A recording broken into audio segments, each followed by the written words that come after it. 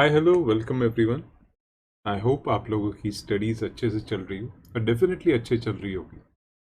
और काफ़ी सारे स्टूडेंट्स को ऑल द बेस्ट जो इस बार अटेम्प्ट दे रहे हैं। And competition act no doubt economic commercial business law का एक बहुत ही इंपॉर्टेंट सब्जेक्ट है। तो इसके लिए कई बार स्टूडेंट्स पूछते हैं सर एग्ज़ाम के दिन बहुत प्रेशर होता है तो क्या क्या टॉपिक देख के जाए। सजेशन यही है कि सारा जितना भी हमने नोट्स में कवर किया है प्लीज़ उसको पूरी तरह देख के जाइएगा। तो if you see all those topics आपको डेफिनेटली एग्जाम में एक अच्छा फीलिंग आएगा। फिर भी कुछ इंपॉर्टेंट टॉपिक्स जो आप एग्जाम वाले दिन ज़रूर देखना, तो पूरा तो देखना ही है पर कुछ टॉपिक्स जो ज़रूर देखना। ओवरऑल कंपटीशन एक्ट 20 मार्क का है, तो सॉरी 25 मार्क का है, तो बहुत ही अच्छे से करना है आपको। एंड बहुत ही अच्छा रिजल्ट आ सकता है अगर आप ये चैप्टर्स अच्छे से कर जाओ। ओके, तो इसमें ये वाला टॉपिक ज़रूर देख के जाइएगा, that is short note on evolution of competition law, कैसे हुआ था। तो डिस्कशन में आप आपके आंसर्स में ज़रूर पुट अप करना, दैट इज़ एमआरटीपी एक्ट था 1969 का, और वो monopolies and restrictive trade practices को कर्व करता है। और आर्टिकल 38 39 के हिसाब से कॉन्स्टिट्यूशन में इसको एक रिकॉग्निशन दिया था। ये सोशल एंड वेलफेयर लेजिस्लेशन के हिसाब से बनाया गया था। उस टाइम पे चीज़ें मोनोपोलिस्टिक ही होती थी, इसलिए इस एक्ट की ज़रूरत वैसी थी। तो that was a time where such kind of act was needed the most. Monopolies and restrictive trade practices का एक्ट था, और इस तरह का एक्ट अपने आप के टाइम की ज़रूरत के हिसाब से चाहिए भी था। सो ये एक्ट उस टाइम की ओनरशिप्स और सोलली होल्ड कनेक्टेड एंटिटीज़ की वजह से ज़रूरी बन गया था। लेकिन जब लिबरलाइजेशन का ईरा आया और उसके बाद 1990s में लिबरलाइजेशन आया, और 2002 में सरकार को लगा कि अब कॉम्पिटिटिव फोर्सेस काफ़ी आ चुके हैं, तो कंपटीशन एक्ट को डाला गया, जो अब मोनोपोलीज की तरफ नहीं, अब्यूज ऑफ मोनोपोली की तरफ ज़्यादा जाते हैं। ठीक है, देयर अपार्ट अनदर टॉपिक जो आप एग्जाम के हिसाब से ज़रूर देख के जाइएगा, वो ये था, critically examine the improvement of MRTP Act. तो हाउ कंपटीशन एक्ट MRTP से बेटर था। वेल MRTP का बेसिक स्कोप यही था, prevention of economic powers in the hands of few people, monopoly को कंट्रोल करना, monopolistic trade practice, restrictive trade practice, इन चीज़ों को कंट्रोल करना। इकोनॉमिकल सिस्टम उस टाइम पे ये एक्ट की एक डिमांड कर रहे थे, और ये एक्ट इसलिए बनाया गया था। पर टाइम बदला, चीज़ें बदली। 2002 में कंपटीशन एक्ट आया, कंट्री के इकोनॉमिक डेवलपमेंट को ये मीट करता हुआ एक्ट की ज़रूरत आ गई थी, और इसीलिए इसको सस्टेन करने के लिए, मार्केट में फ्लो करने के लिए आज कंपटीशन एक्ट अपनी जगह पे वेरी वेल खड़ा है। ठीक है, that apart this one, acquisition का डेफिनेशन। तो याद रखना, पढ़ना सब कुछ है, लेकिन ये थोड़ी चीज़ें प्लीज़ मेरी सजेशन है उसकी तरफ ध्यान देना। ठीक है, सो एक्विजिशन का डेफिनेशन, अगर एक एंटरप्राइज दूसरे एंटरप्राइज को एक्वायर करती है तो उसके shares, voting rights, asset base, management base, या फिर वो ओवरसीज एसेट्स पूरा कंट्रोल कर लेना, इस तरीके से एक्विजिशंस किया जा सकता है। क्लियर? और उसके साथ साथ ये वाला पार्ट भी ज़रूर पढ़ के जाइएगा। हाँ, कंज्यूमर का डेफिनेशन। कंज्यूमर का डेफिनेशन काफ़ी हद तक कंज्यूमर प्रोटेक्शन एक्ट से सिमिलर है, बट यहाँ पे भी गुड्स खरीदो, consideration has to be paid, promise to be paid, partly promise, deferred payment system, वही सब चीज़ें हैं। पर एक इम्पॉर्टेंट पॉइंट ये है कि resale activity and commercial purpose जो है वो यहाँ पे इंक्लूड होगा। उसी तरह hiring, availing of services, payment of consideration, promise to be paid, partly paid और पार्टली प्रॉमिस, और अंडर डेफर्ड पेमेंट सिस्टम वैसे ही है। लेकिन यहाँ पे कमर्शियल पर्पस और पर्सनल यूज भी इंक्लूड होगा, जो आपको कंज्यूमर प्रोटेक्शन एक्ट में इंक्लूड नहीं दिखता है। तो इस चीज़ का आप ज़रूर ध्यान रखना। ओके, देयर अपार्ट पर्सन का डेफिनेशन भी ज़रूर देखे जाना। कंपटीशन एक्ट में पर्सन कौन होता है, तो individuals, HUF, company, body, corporate, firm, जो आप इनकम टैक्स एक्ट में भी देखते हो, काफ़ी हद तक सिमिलर डेफिनेशन है। AOP और that is in India, outside India, corporations जो हैं, कोऑपरेटिव सोसाइटीज़ हैं, artificial juridical person which is not covered above, वो भी सब इंक्लूडेड है। Then anti competitive agreements as you can see बहुत ही इम्पोर्टेंट टॉपिक रहा है और ये बहुत अच्छे से करना है। दैट पार्ट उसमें अंदर बिड रिगिंग कॉल्यूसिव बिडिंग के ऊपर ज़रूर ध्यान दीजिएगा, अच्छे से पढ़ के जाइए कि बिड रिगिंग एक तरीका है जहाँ पे सिमिलर प्रोडक्शन लेवल वाले साथ में मिलके काम करते हैं। वहाँ पे प्रोडक्ट एंड सर्विसेज के लिए वो एक ही प्लेटफॉर्म पे है, तो इसीलिए price control mechanisms, collusive biddings mechanisms, eliminating competitors या फिर किसी भी तरीके से वो टेंडर प्रोसेस में, ऑक्शन प्रोसेस में जीतने की कोशिश करते हैं। और इसके कई तरीके हो सकते हैं। आप आइडेंटिकल बिड्स दे दो, आप लोअर से हायर बिड डिसाइड कर लो, आप रोटेशनल बिडर्स कर लो, एलिमिनेट आउटसाइडर्स का प्रोसेस कर लो, एलोकेशन कर लो ज्योग्राफिकल एरिया या कस्टमर बेसिस को, तो कई तरीके हैं।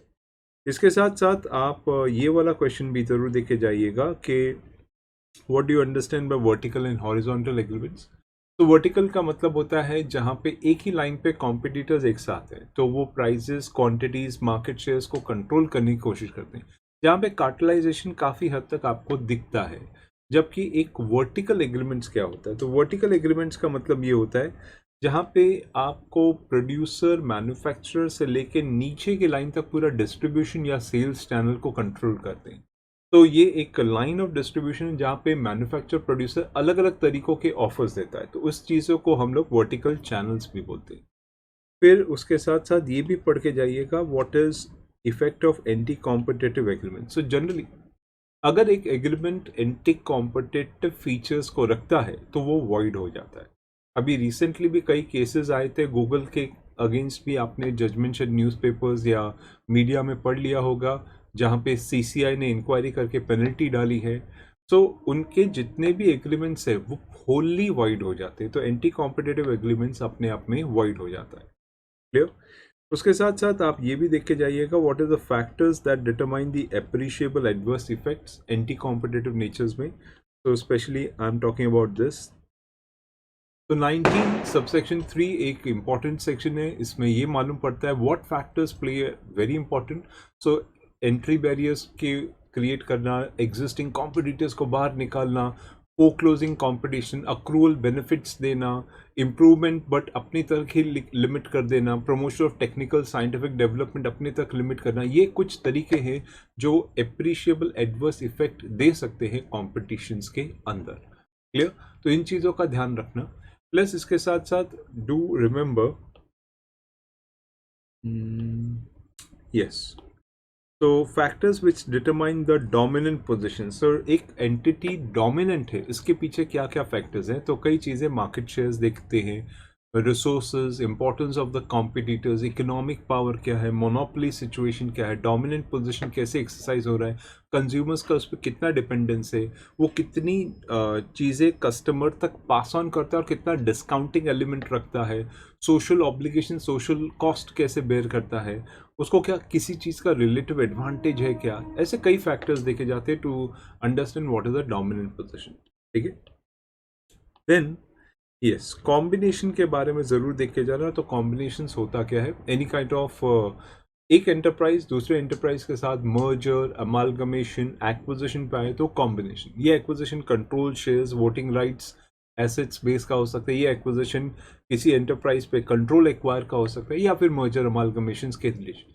लेकिन सीसीआई इसको थ्रेशोल्ड लिमिट्स में कवर करता है। अभी थ्रेशोल्ड लिमिट्स के रिवीजन की बातचीत चल रही थी और बिल भी प्रपोज किया है, लेकिन अभी तक आपको यही लगेगा। तो सीसीआई थ्रेशोल्ड लिमिट्स के हिसाब से इसको कंट्रोल करता है। ठीक है? हाँ, यस, आपको थ्रेशोल्ड लिमिट्स के हिसाब से ये थ्रेशोल्ड लिमिट्स क्या हैं इनका भी ध्यान रखना कि what are the various threshold limits. तो थ्रेशोल्ड लिमिट्स कैसे हैं, दैट इज मर्जर अमालगमेशंस के लिए, एक्विजिशंस, टेक ओवर के लिए, and what is the limit and how we remember it. तो मैंने आपको तरीका भी समझाया है, इसको अच्छे से याद रखना, what is the threshold limits. ठीक है? एंड इसके साथ साथ ये भी याद रखना एक कॉम्बिनेशन को रेगुलेट कैसे किया जा सकता है।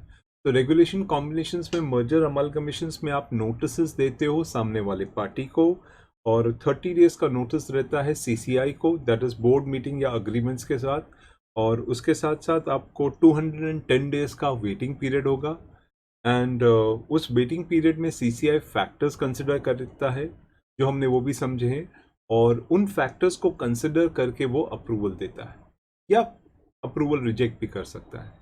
इस केस में हमने ये भी पढ़ा था कि बैंक्स, फाइनेंशियल इंस्टीट्यूशंस और फॉरेन इंस्टीट्यूशनल इन्वेस्टर्स या पोर्टफोलियो इन्वेस्टर्स या वेंचर कैपिटल इन्वेस्टर्स जो एंटरप्राइजेस को लोन देते हैं, मे बी थ्रेशोल्ड लिमिट्स के ज़्यादा भी देते होंगे, लेकिन उनको अपने आप में कॉम्बिनेशन एंटर करने की ज़रूरत नहीं है।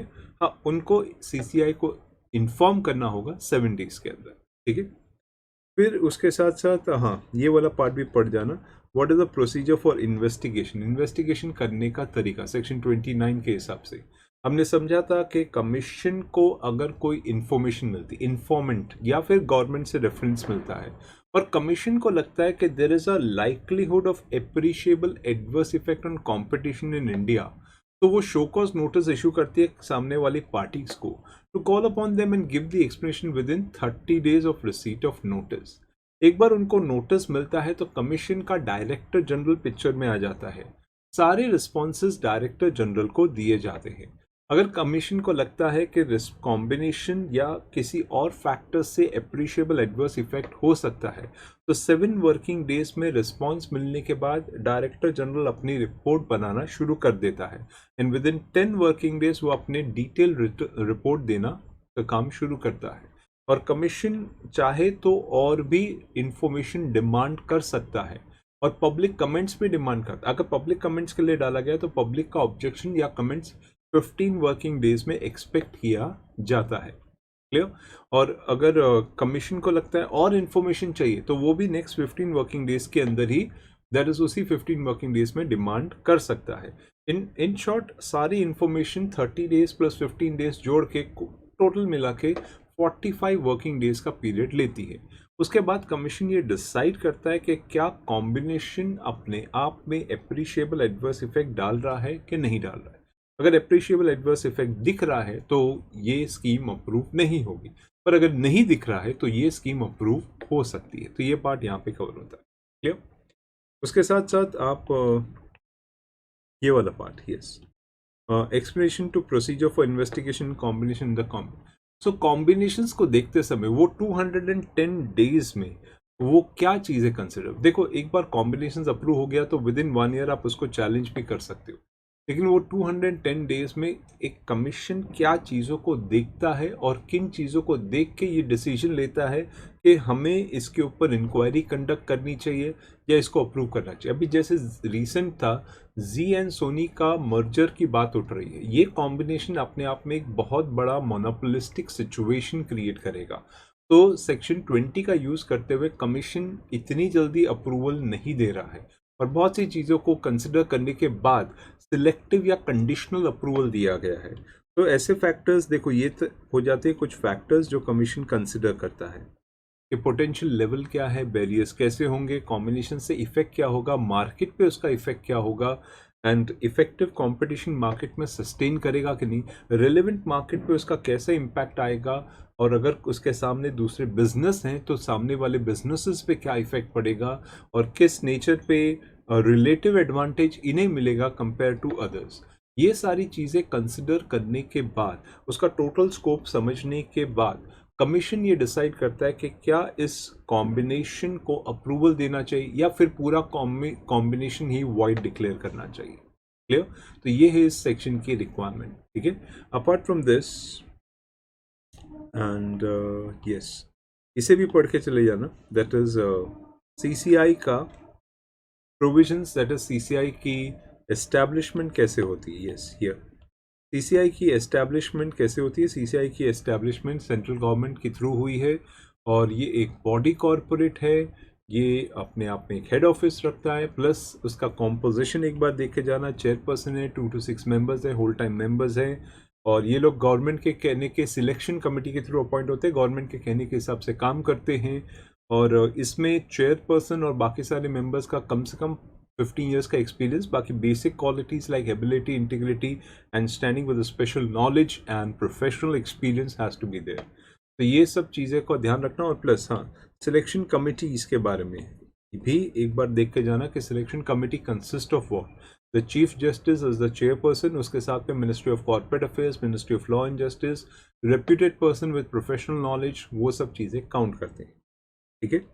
इसके साथ साथ ये वाला पार्ट भी देखे जा रहा है, अगर कोई चेयरपर्सन या मेंबर रिजाइन करता है और वो रेजिग्नेशन देता है तो उसके प्रोविजन क्या है। वो सेंट्रल गवर्नमेंट को रेजिग्नेशन देगा और वो ऑफिस होल्ड करेगा जब तक सेंट्रल गवर्नमेंट परमिट करती है, या फिर expiry of 3 months from the notice, या duly appointed person is appointed in his place, और the expiry of his term in the office. तो ये पॉइंट्स आपको देखना होगा। प्लस इसके साथ साथ इस पॉइंट को भी देख के जाना, that is what is the function of CCI? तो CCI का काम क्या है? They eliminate adverse effect on competition, sustenance of competition, interest of consumers, freedom of trade। ये सब चीज़ें अचीव करने के लिए ही CCI पूरी तरह अपनी कोशिश करती रहती है, ठीक है। एंड उसको छोड़ के the other topic that you must see is this one, relevant product markets क्या होते हैं। सो प्रोडक्ट मार्केट्स अपने आप में यू कैन से सारे प्रोडक्ट्स अपने आप में इंटरचेंजेबल है, सब्सटीट्यूटेबल है। उनके कैरेक्टरिस्टिक, जैसे toothpaste is a product, soaps are the products, they are interchangeable, consumable.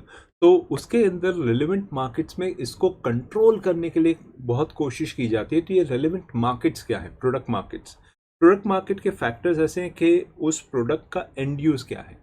Competition commission देखता है क्या प्राइस कंट्रोल है, या गुड्स कंट्रोल हो रहा है, या कंज्यूमर के प्रेफरेंसेस को कंट्रोल किया जा रहा है, या अगर इन हाउस प्रोडक्शन लेके आप एक सुप्रीम अथॉरिटी क्लेम कर रहे हो, आपके पास कोई स्पेशलाइज्ड नॉलेज है या इंडस्ट्रियल प्रोडक्ट है जो उसको अलग कर रहा है। तो ये चीज़ें अपने आप में फैक्टर्स बनती है जो CCI को एक इंडिकेशन देती है कि किस तरीक़ों से प्रोडक्ट के मार्केट्स पे कंट्रोल किया जा रहा है।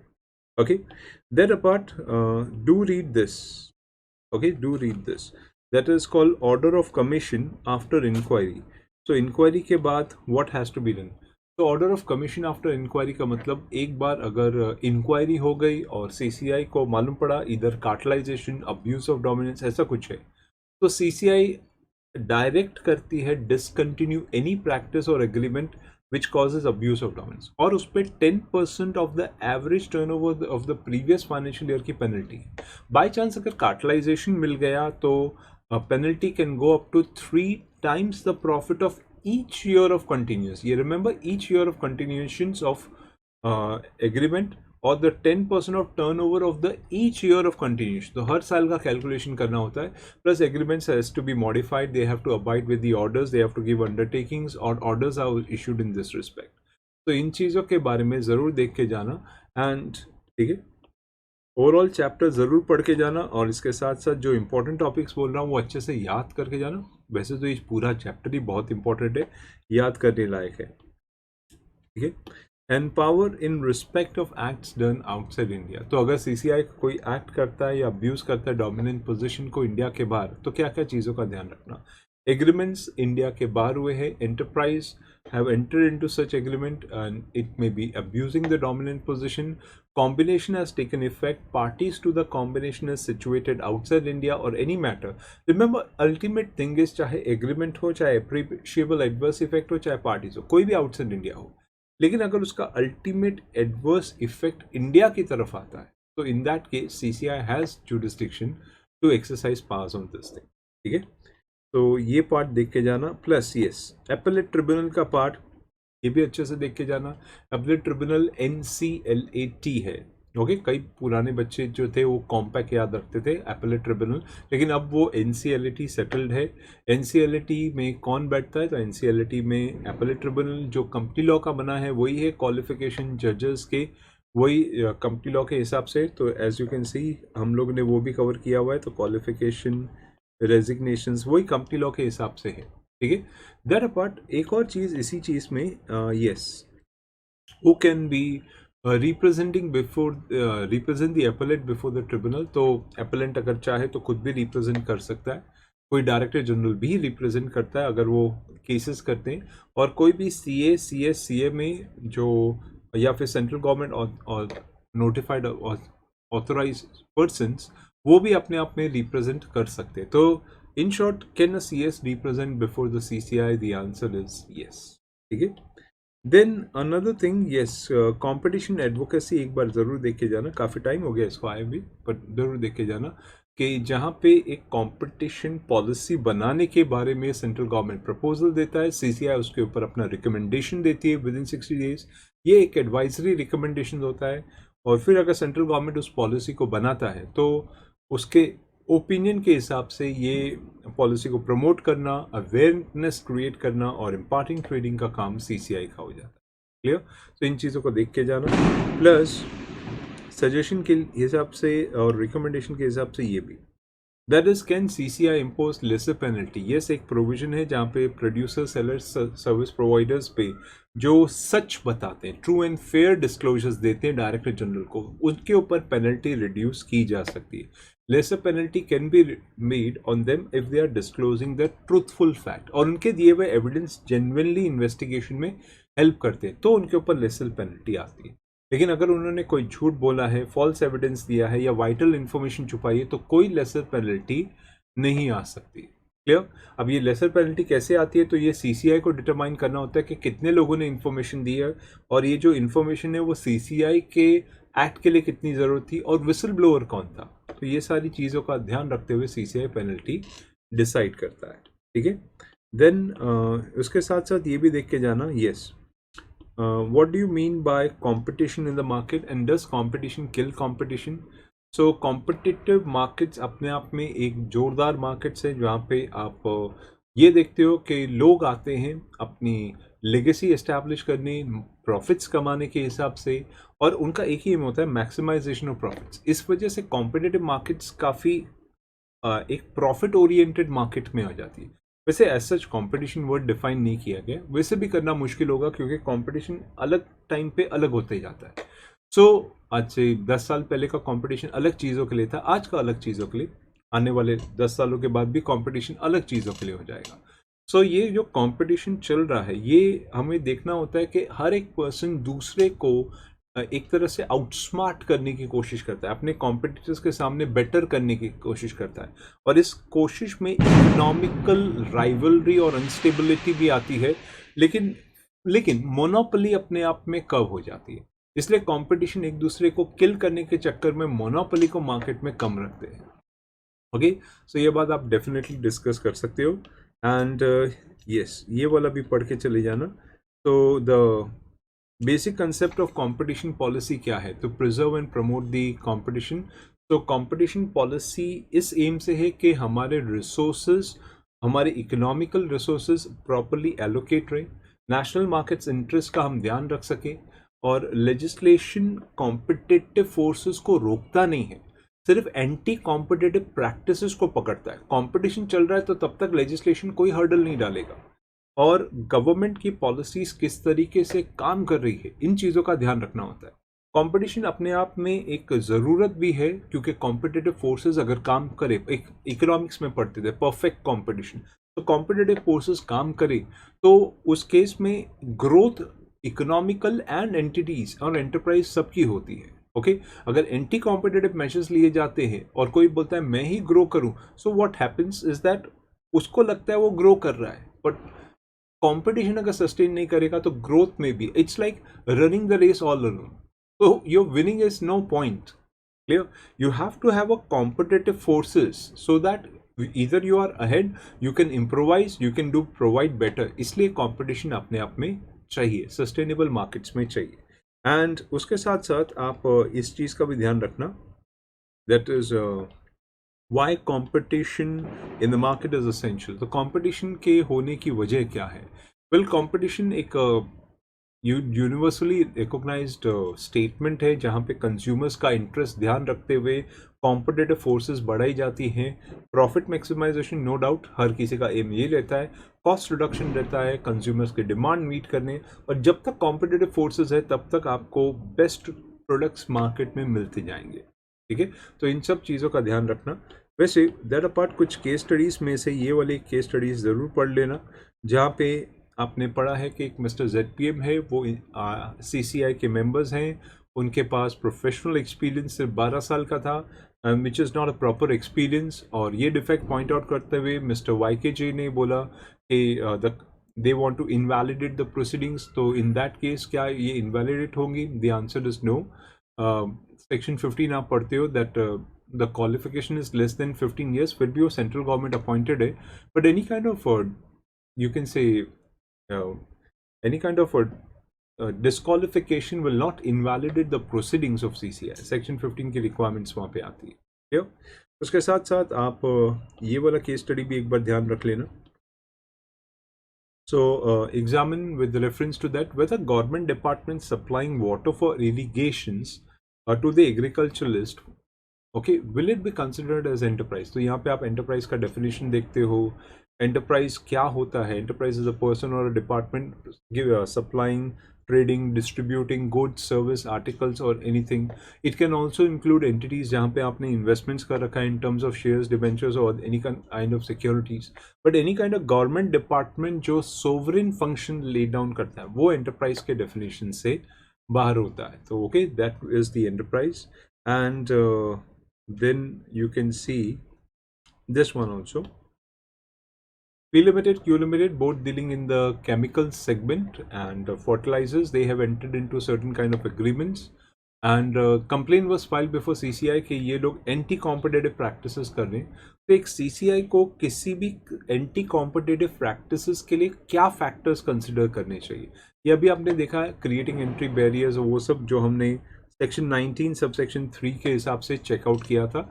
तो प्लीज़ ये वाला फैक्टर्स, ये वाले टर्म्स ज़रूर देख के जाइएगा. Then this is also a good case, the coconut producers case. So the coconut producer तिरुवन्नलई Tamil Nadu, and उन्होंने आपस में एसोसिएशन बनाया था. तो क्या ये एक कार्टेल है? ओके, तो आपने कार्टेल का डेफिनेशन लिखना है, अच्छे से समझाना है और फिर बताना है कि yes it is a cartel. देखो सही गलत की बात नहीं, सिर्फ इतना पूछा है क्या ये एक कार्टेल है. तो आपको इतना ही बताना है कि ये एक कार्टेल है या नहीं है. तो इस तरह कार्टेलाइजेशन कैसे होती है, क्या क्या चीज़ें होती है, इस चीज़ के बारे में बताओ. And yes, truck manufacturing company है. They have entered into distributionship agreements and they are not selling trucks to outside territories. आपको ये बताना है कि whether this propose agreement considered as anti competitive और नॉट. तो यहाँ पे दोनों एलिमेंट आएंगे, exclusive supply agreement, exclusive distribution agreement. और अगर ये एग्रीमेंट्स उस क्लॉजेस में है जो कंपटीशन पे इफेक्ट डालते हैं तो ये अप्रिशिएबल इफेक्ट हो सकता है, तो एंटी कॉम्पिटिटिव हो सकता है. Clear? So that what you can discuss. Clear? इसके साथ साथ आप ये वाला केस भी देख के जाइएगा. हाँ, मिस्टर कुन. सो ये केस भी इंटरेस्टिंग था. मिस्टर कुन जो चेयरपर्सन है ऑफ द कंपनी और 1 जून 2015 को 3 इयर्स के लिए अपॉइंट हुए थे. जब उनकी एज 58 इयर्स की थी, सेंट्रल गवर्नमेंट ने उनको रीअपॉइंटमेंट के लिए कंसिडर किया है. एंड उनका पीरियड ऑफ रीअपॉइंटमेंट वापस से अपॉइंट होगा. तो आपसे पूछा जा रहा है कि वो कितने साल तक वापस अपॉइंट हो सकते हैं अगर वो पहले 3 साल के लिए अपॉइंटेड थे, और अगर उनकी वैकेंसी होती है तो कौन उनकी वैकेंसी को लेगा. तो हमने देखा है अगर वो 2015 को अपॉइंट होते हैं और 3 साल, तो इसका मतलब 15 से 16, 16 से 17, 17 से 18, 1 जून 18 को उनका टर्म खत्म होगा. ओके, 1 जून 18 को उनका टर्म खत्म होगा. 1 जून 18 को जब उनका टर्म खत्म होगा तब उनकी एज 58 ईयर्स होगी. अब उसके बाद हमने ये भी समझा था कि अगर 58 ईयर्स की एज होगी, this is how it is. 1 जून 18 को उनका टर्म खत्म होगा और 58 ईयर्स की एज होगी. फिर उसके बाद वो जब वापस अपॉइंट होंगे 58 से, तो 58 की ईयर्स तो ऑलरेडी पहुंच चुके हैं, 65 मैक्सिमम है, लेकिन वो 5 ईयर्स के लिए अपॉइंट नहीं हो सकते, तो दैट विल बी 4 ईयर्स. तो आपने देखा आंसर लिखने का तरीका भी क्या होगा. और प्लस अगर वो वैकेंसी करते हैं, so in the event of occurrence of vacancy from the office, तो इन दैट केस अगर उनकी वैकेंसी आती है तो इन दैट इवेंट जो उनके जो नेक्स्ट सीनियर मोस्ट मेंबर्स हैं, okay, so in that case in event of occurrence for this reasons, until the new person is appointed, it will be filled by section 4, that is senior most members वहाँ पे appoint किए जाएंगे और वो office को take over होंगे. तो senior most member shall discharge the function of the chairperson. ठीक है, तो ये एक अच्छा केस स्टडी था, ये एक देख के जाइएगा. प्लस इसके साथ साथ ये वाला केस स्टडी भी ध्यान रख लेना 21 का. That is, upon the inquiry by the Competition Commission, it was found a huge limited is enjoying dominant position, and there were possibility that the company may abuse the position. In order to overcome the situation, the Competition Commission wants to order the division of huge limited. तो क्या huge limited का division हो सकता है? Division के लिए आप section 28 पढ़ते हो, उसके अंदर ये ताकत दी गई है. दैट इज अगर आपको सेक्शन 3 और सेक्शन 4 का वायलेशन मिलता है तो CCI can order the party to discontinue the agreement. They can impose the penalty something like 10% और 3 times. एंड यस, यहाँ पे in case of cartel agreements they can impose a penalty. इसके साथ साथ आप सेक्शन 28 भी डिस्कस कर सकते हो, जहाँ पे आप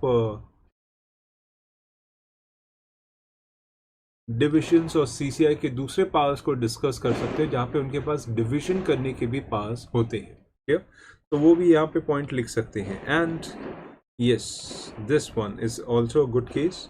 सो एलिट क्लब केस अच्छा था. केस 2020 में पूछा भी गया था.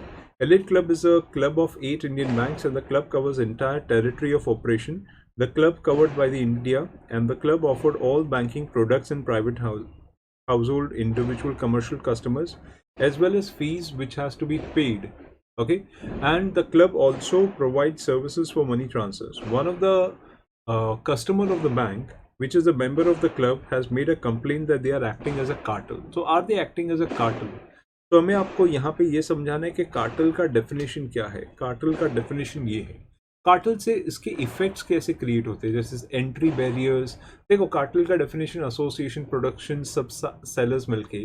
Cartel entry barriers, driving existing competitors outside the market, foreclosure of competitions, promotion of technical, ये सब चीज़ें समझाओ.